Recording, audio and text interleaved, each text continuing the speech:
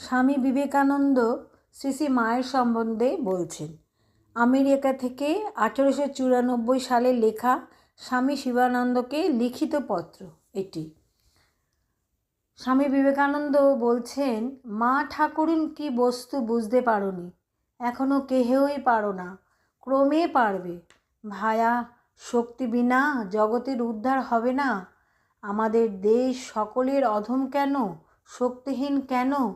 শক্তির অবমাননা সেখানে বলে। মা ঠাকুরানী ভারতে পুনরায় সেই মহাশক্তি জাগাতে এসেছেন।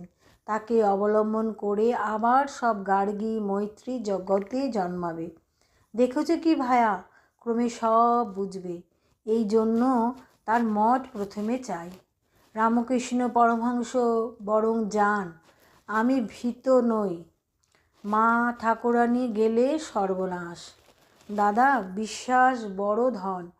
জ্যান্ত দুর্গার পূজা দেখাবো, তবে আমার নাম।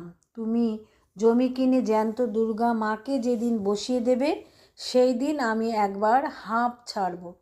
টাকা পাঠাতে পারলে আমি হাঁপ ছেড়ে বাঁচি। তোমরা জোগাড় করে এই আমার দুর্গা উৎসবটি করে দাও দেখি।